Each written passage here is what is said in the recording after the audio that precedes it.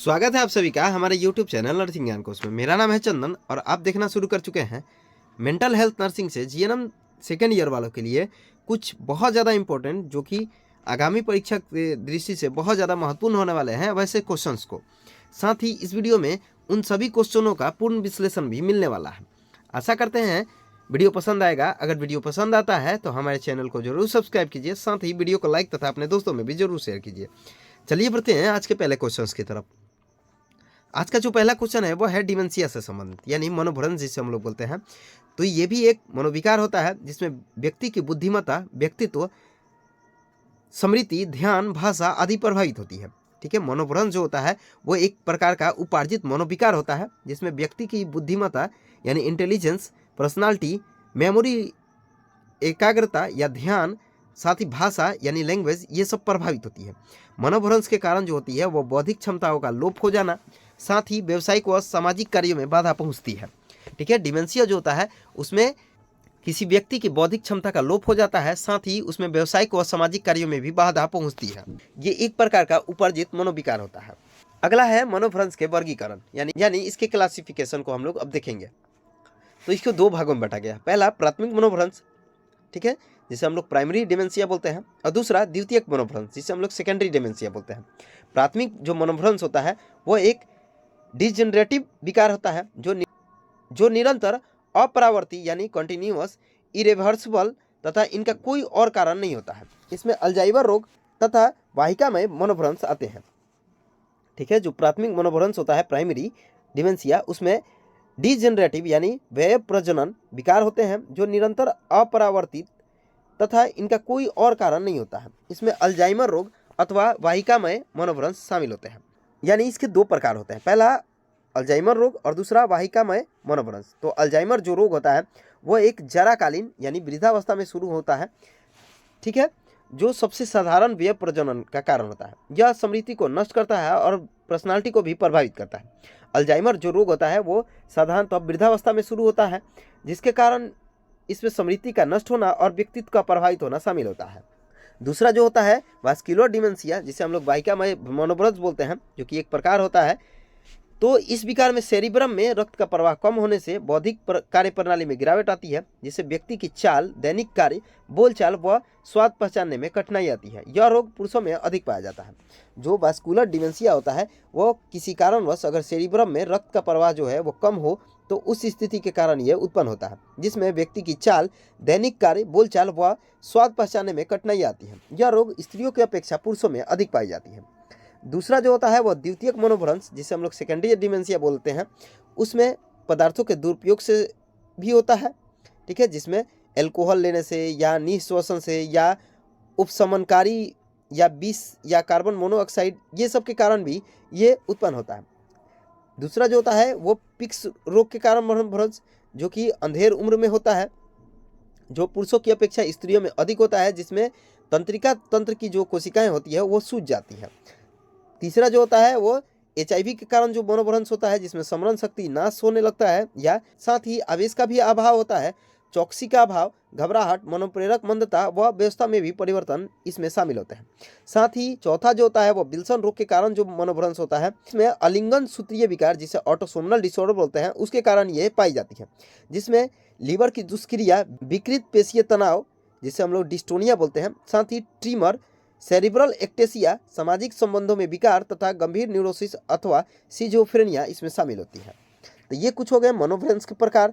अब हम लोग देखेंगे मनोभ्रंश के क्लिनिकल लक्षण अर्थात डिमेंशिया के क्लिनिकल फीचर। तो पहला प्राथमिक अवस्था जो होता है उसमें एकाग्रता में कमी आती है, साथ ही भूलने की आदतें बढ़ जाती है, निर्णय लेने में कठिनाई आती है, चिड़चिड़ापन, सोने की आदतों में परिवर्तन, पुरानी आदतों की अपेक्षा, साथ ही पारिवारिक व सामाजिक कार्यों में कमी या बाधा, और मनोरंजन व व्यावसायिक रुचि में कमी, कमजोरी आना और सीखने की क्षमता में भी विकार उत्पन्न हो जाता है। ठीक है, तो प्राइमरी जो होता है अर्ली स्टेज उसमें एकाग्रता में कमी, साथ ही भूलने की आदतें बढ़ना, निर्णय लेने में कठिनाइयाँ, चिड़चिड़ापन, सोने की आदतों में परिवर्तन, पुरानी आदतों की उपेक्षा, साथ ही पारिवारिक व सामाजिक कार्यों में कमी, मनोरंजन व व्यावसायिक रुचियों में कमी, कमजोरी आना, सीखने की क्षमता में विकार, ये सब शामिल होते हैं।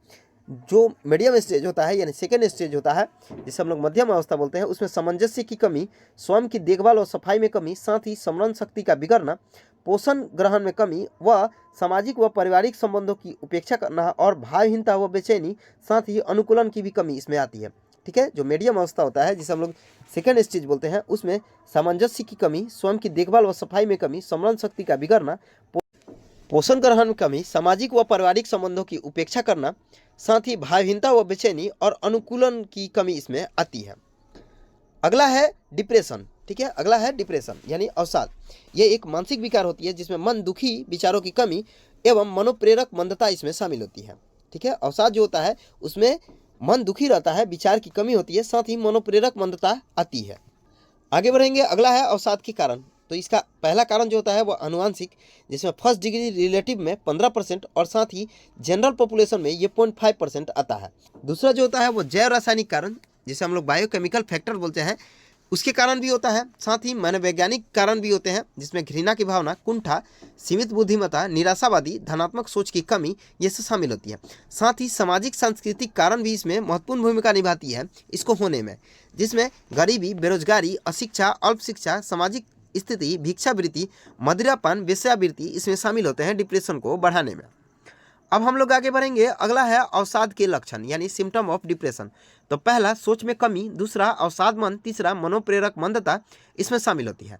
ठीक है, यानी सिम्टम जो होता है डिप्रेशन का उसमें सोचने में कमी, साथ ही अवसादित मन और मनोप्रेरक मंदता इसमें शामिल होती है। अगला है डिप्रेशन के उपचार। तो पहला इसमें ड्रग्स देते हैं, जिसमें एंटी डिप्रेशन टेट्रासाइक्लिक ड्रग्स दिया जाता है, साथ ही ईसीटी वगैरह देते हैं और इसमें साइकोथेरेपी भी दिया जाता है। ठीक है, अगला है नर्सिंग मैनेजमेंट। ठीक है, जो डिप्रेशन मरीज होते हैं उसमें हम लोग क्या क्या नर्सिंग मैनेजमेंट करते हैं उसको हम लोग देखेंगे। तो पहला, मरीज को शारीरिक जांच करना चाहिए, साथ ही इसके वाइटल लक्षणों को भी जांच करते रहना चाहिए और मरीज को सुरक्षित वातावरण प्रदान करना चाहिए, साथ ही मरीज को अकेले नहीं छोड़ना चाहिए। ठीक, तथा मरीज को पौष्टिक भोजन देना चाहिए और मरीज को सुरक्षा भी प्रदान करनी चाहिए। साथ ही मरीज से उसके अवसाद के कारण जानकर धनात्मक सोच पैदा करनी चाहिए और मरीज के साथ आईपीआर मेंटेन करना चाहिए। साथ ही मरीज के आत्महत्या की सोच होने पर उसका विशेष ध्यान रखना चाहिए। ठीक है, तो ये कुछ हो गया नर्सिंग मैनेजमेंट, जिसमें मरीज को शारीरिक जाँच के साथ साथ जैविक लक्षणों की जाँच और सुरक्षित वातावरण प्रदान करना चाहिए। साथ ही मरीज को अकेले नहीं छोड़ना चाहिए और उसको पौष्टिक भोजन देने के साथ साथ सुरक्षा भी प्रदान करनी चाहिए। साथ ही उसके अवसाद का कारण जानकर उसमें पॉजिटिव थॉट जो है वो पैदा करनी चाहिए और आईपीआर को मेंटेन करना चाहिए। साथ ही अगर मरीज में आत्महत्या की सोच उत्पन्न हो रही है तो उसका विशेष तौर पर ध्यान रखा जाना चाहिए। अगला है भय यानी फोबिया। ठीक है, तो ये एक प्रकार का मानसिक विकार होता है, यह विकार होता है जिसमें व्यक्ति जो होता है वो किसी वस्तु या स्थिति से खुद को असहज महसूस करता है, साथ ही ये स्वयं को परेशान भी महसूस करता है। इसमें वह अपने चारों तरफ खतरा भी महसूस करता है, साथ ही वह हमेशा भयभीत रहता है। ठीक है, तो भय जो होता है वो एक प्रकार का विकार होता है जिसमें कोई व्यक्ति किसी वस्तु या स्थिति से खुद को असहज और भयभीत या परेशान महसूस करता है। अगला है इसके वर्गीकरण। ठीक है, यानी फोबिया का वर्गीकरण। तो इसे हम लोग बहुत तरीके से बांटते हैं। जैसे पहला कुछ दिया हुआ है एगारोफोबिया, जिसमें व्यक्ति जो होता है वो अकेले रहने या भीड़ भाड़ वाले से बहुत डरता है। ठीक है, दूसरा जो होता है वो सोशल फोबिया, जिसमें अजनबियों लोगों से मिलने पे ये डरने लगता है। साथ ही विशेष फोबिया, जिसमें कुछ विशेष परिस्थिति में ये जो होता है वो डरना शुरू करता है, जिसमें एक्रोफोबिया जिसमें ऊंचाई से डर लगता है, दूसरा है गैमोफोबिया जिसमें विवाह से डर लगता है, साथ ही जीनोफोबिया जिसमें अजनबियों से मिलने से डर लगता है, साथ ही क्लस्ट्रोफोबिया जिसमें बंद स्थान से डर लगता है, हीमोफोबिया जिसमें रक्त से डर लगता है यानी ब्लड से डर लगता है, साथ ही फार्माकोफोबिया जिसमें मेडिसिन से डर लगता है, एक्वाफोबिया जिसमें पानी से डर लगता है, जीनोफोबिया यानी संभोग से डर लगता है, साथ ही जूफोबिया यानी जानवरों से डर और क्रोमोफोबिया यानी रंग से डर और नाइट्रोफोबिया यानी अंधेरे से डर इसमें शामिल होता है। तो कुछ फोबिया का उदाहरण है जिसमें agoraphobia, social phobia, specific phobia, साथ ही acrophobia, gamophobia, genophobia, claustrophobia, haemophobia, pharmacophobia, aquaphobia, genophobia, zoophobia और क्रोमोफोबिया, साथ ही नाइट्रोफोबिया इसमें शामिल होते हैं। अगला है भय के कारण। ठीक है, तो इसको अलग अलग थ्योरी द्वारा समझते हैं हम लोग। पहला लर्निंग थ्योरी, जिसमें तनाव युक्त उत्तेजन के कारण माना गया है भय को उत्पन्न होने का। दूसरा होता है साइकोडायनेमिक थ्योरी, जिसमें आत्मा के दयनात्मक प्रक्रिया के असफल होने का कारण माना गया है। और तीसरा जो होता है कॉन्जेनाइटिव थ्योरी, जिसमें निगेटिव या अकारण सोच जो होता है उसके कारण ये पैदा होता है।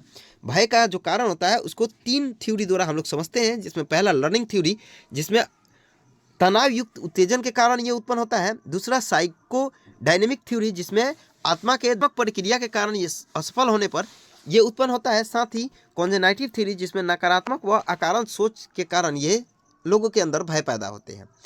अगला है भय के लक्षण, ठीक है, यानी सिम्टम ऑफ फोबिया। तो किसी वस्तु या स्थिति से लगातार वह अकारण डर लगता है। साथ ही उस वस्तु या स्थिति को देखने से व्यक्ति का अनियंत्रित होना, साथ ही डरावनी वस्तु या स्थिति से व्यक्ति का तुरंत चिंता में पड़ना, मूर्छित होना, उत्पाद मचाना, साथ ही खुले व सार्वजनिक स्थानों पर जाने से डरना, दैनिक क्रियाओं का कम होना व उसकी अधिक तीव्रता से व्यक्ति अपने आप को घर में बंद कर लेना और आतंकी विचार इसमें शामिल होती हैं। ठीक है, भय के लक्षण जो होते हैं उसमें किसी वस्तु या स्थिति से लगातार व अकारण डर, यानी बिना किसी मतलब का डर, साथ ही वस्तु या स्थिति को देखने से ही व्यक्ति का अनियंत्रित और तुरंत चिंता में पड़ना, साथ ही मूर्छित होना, उत्पाद मचाना, खुले व सार्वजनिक स्थानों पर जाने से डरना, दैनिक क्रियाओं का कम होना, साथ ही इसकी अधिक तीव्रता से व्यक्ति अपने आप को घर में बंद कर लेना और आतंकी विचार इसमें शामिल होते हैं। अगला है भय का उपचार, यानी ट्रीटमेंट ऑफ फोबिया। तो इसे हम लोग 2 तरीके से ठीक करते हैं। पहला, दवा वगैरह देके, जिसे हम लोग फार्माकोलॉजी बोलते हैं, जिसमें चिंता रोधी यानी एंटी एंजाइटिक ड्रग्स जिसे डाइजीपाम वगैरह दिया जाता है। साथ ही इसमें अवसाद रोधी दवा भी दिया जाता है, जिसमें मुख्य होता है सर्ट्रालाइन। साथ ही इसमें साइकोथेरेपी, जिसमें बिहेवियर थेरेपी और सपोर्टिव थेरेपी इसमें दिया जाता है उपचार के तौर पे फोबिया में, जिसमें पहला फार्माकोलॉजी और दूसरा साइकोथेरेपी दिया जाता है। आगे बढ़ेंगे, अगला है फोबिया के नर्सिंग मैनेजमेंट। तो पहला, मरीज के भय का कारण का पता लगाते हैं, साथ ही उसको सुरक्षित वातावरण भी प्रदान करते हैं। साथ ही मरीज की वस्तु स्थिति के प्रति पॉजिटिव सोच को पैदा करने का इसमें प्रबंधन करते हैं या उसको पैदा करते हैं। साथ ही मरीज को स्थिति व वस्तु से दूर रखते हैं। साथ ही मनोचिकित्सक की सलाह लेते हैं और सही तरीके से वह पर्याप्त उपचार इसको देना चाहिए। ठीक है, नर्सिंग मैनेजमेंट में हम लोग मरीज के भय के कारण का पता लगाते हैं और मरीज को सुरक्षित वातावरण प्रदान करने के साथ साथ उस डर के प्रति उसमें पॉजिटिव सोच पैदा करते हैं। साथ ही मरीज को स्थिति व वस्तु से दूर रखना चाहिए और मनोचिकित्सक की सलाह लेनी चाहिए। साथ ही उसको पर्याप्त तरीके से और सही तरीके से उपचार देना चाहिए या करना चाहिए। आज के लिए बस इतना ही। आशा करते हैं वीडियो पसंद आया होगा। अगर वीडियो पसंद आया है तो हमारे चैनल को जरूर सब्सक्राइब कीजिए, साथ ही वीडियो को लाइक तथा अपने दोस्तों में भी जरूर शेयर कीजिए। अगर आप इस वीडियो से संबंधित पीडीएफ को देखना चाहते हैं तो हमारे डिस्क्रिप्शन बॉक्स में लिंक मौजूद है, जिस पे आप टाइप करके पीडीएफ को देख सकते हैं। मिलते हैं नेक्स्ट वीडियो में, तब तक के लिए धन्यवाद।